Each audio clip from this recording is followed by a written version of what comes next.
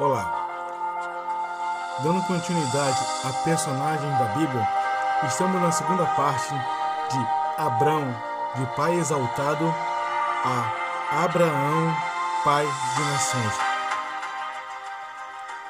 Então, Abrão revelou ainda um outro aspecto intrigante do seu caráter.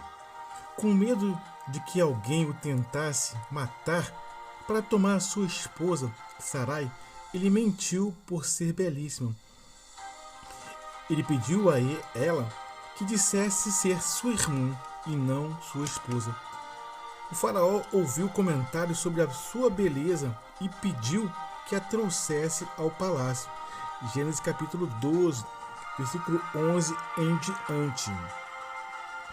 Ele a tratou bem e a tomou para si, recompensando Abrão com ovelhas, bois, jumentos, escravos, servas e camelos, em troca de sua irmã. Porém, Deus puniu Faraó com grandes e graves doenças por ter ele tomado Sarai para si.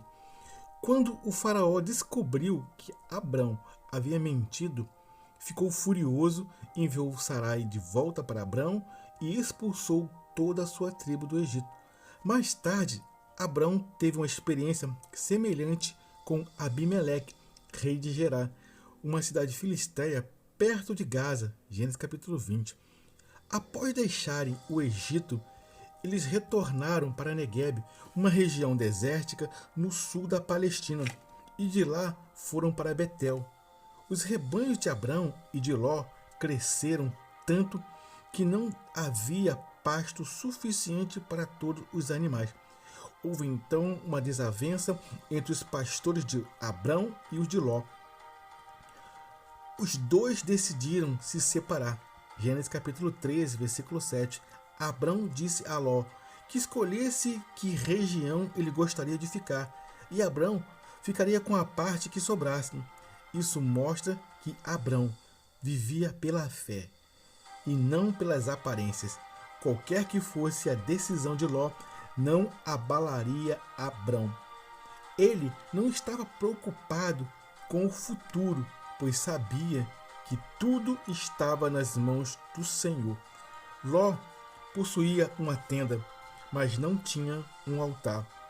Ló não invocava a direção de Deus para tomar suas decisões. Para alguém que não tem comunhão com Deus, tudo o que lhe resta é seguir pelas aparências.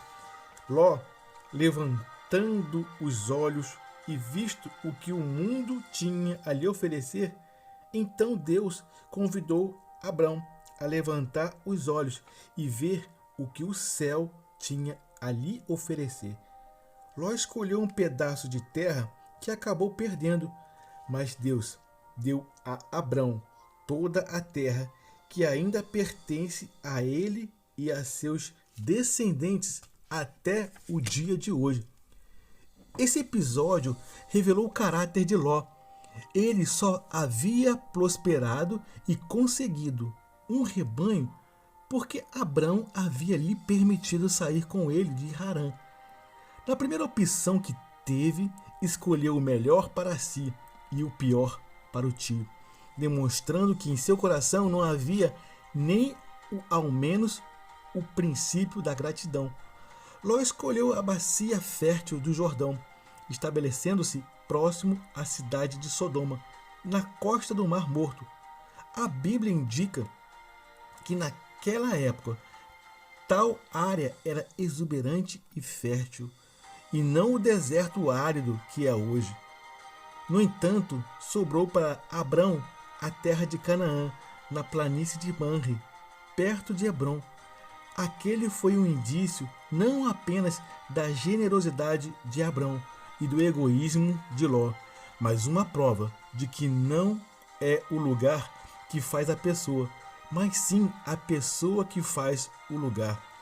A bênção estava sobre Abrão e não sobre Ló, e para onde ele fosse, a bênção de Deus o acompanharia. Por causa da fé de que Abrão demonstrou, Deus ampliou a aliança antes. Deus havia prometido que a semente de Abrão possuiria a terra e seria uma grande nação. Agora, Deus prometia a Abrão que a sua descendência seria tão numerosa como o pó da terra. Gênesis capítulo 13, versículo 16 ao 18. Para confirmar essa palavra, Deus disse: levanta-te, percorre essa terra no seu comprimento e na sua largura, porque eu a te darei. Pela primeira vez é dito claramente que Canaã será dada diretamente a Abrão durante a sua vida terrena e não apenas aos seus descendentes em um tempo futuro. Abrão mudou sua tenda para os cavaletes de Mamre, em Hebrom, e estabeleceu-se ali, usando Hebrom como uma base mais ou menos permanente, embora fosse basicamente um nômade. Assim que Abrão armou ali as suas tendas, edificou um altar ao Senhor. Gênesis capítulo 13, versículo 18. Algum tempo depois, sem que Abrão esperasse, Deus o visitou ali em Hebrom. Gênesis capítulo 18, versículo 11. Deus sempre nos visitará onde houver um altar edificado a ele. Houve uma guerra em que os reis de várias localidades próximas se uniram e atacaram as cidades ao longo da costa do Mar Morto, incluindo Sodoma e Gomorra. As cidades caíram e Ló e sua família estavam entre os que foram capturados como escravos. Quando Abrão ouviu que Ló fora capturado, reuniu em meio ao seu povo um exército de 318 soldados para resgatá-lo. Ele os perseguiu até Dan, onde dividiu suas tropas e atacou quando o inimigo não esperava qualquer oposição. Ele os enfrentou e afugentou-os, libertando todos os prisioneiros e recapturando todos os bens retirados das cidades. Ele devolveu tudo ao rei de Sodoma, recusando qualquer recompensa, exceto a reposição de tudo quanto o povo comera enquanto eles o trouxeram de volta. Gênesis capítulo 14, versículo 22. Interessante que Abrão não se envolveu na guerra até ficar sabendo que Ló havia sido capturado. Só então decidiu tomar uma atitude. Abrão sabia estar separado do mundo sem estar isolado dele. Era independente, porém não indiferente. A seguir, Melquisedeque, rei de Salém, antigo nome de Jerusalém, veio e abençoou Abrão. Abrão deu-lhe o dízimo de tudo o que possuía, não por ele ser o rei de Salém, mas sim por ele ser sacerdote do Deus Altíssimo. Gênesis capítulo 14, versículo 18. Mas ainda havia em Abrão uma incerteza acerca de quem herdaria a sua herança. Certa vez ele argumentou com Deus que ainda não tinha filhos e que Eliezer, o Damasco, seu mordomo, seria também o seu herdeiro. A descoberta dos documentos de Nuzi tem ajudado a esclarecer essa ainda obscura declaração.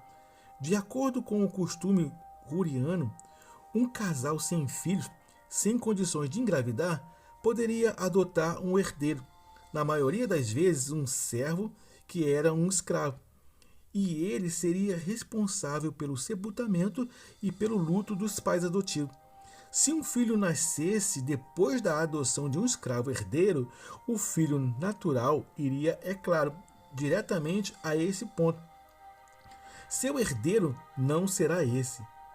Um filho gerado por você mesmo será o herdeiro. Gênesis capítulo 15, versículo 4. Deus então confirmou sua aliança com Abrão, garantindo-lhe um herdeiro, uma nação e uma terra. Em seguida, Deus reafirmou a promessa da terra e de que Abraão teria um filho. Sarai era estéril, por isso acabou se aproveitando de uma lei que dizia que, se uma mulher fosse estéril, seu esposo poderia ter um filho com uma concubina, e a criança seria considerada filho legítimo de sua esposa. Abrão, erroneamente, consentiu e aos 86 anos teve um filho com uma concubina, Hagar, que era serva de Sarai, e o menino chamou-se Ismael. E encerramos a nossa segunda parte, e no próximo encontro daremos continuidade em personagens da Bíblia, de Abrão, pai exaltado, a Abraão, pai de multidões. Até a próxima. Shalom, shalom, graça e paz.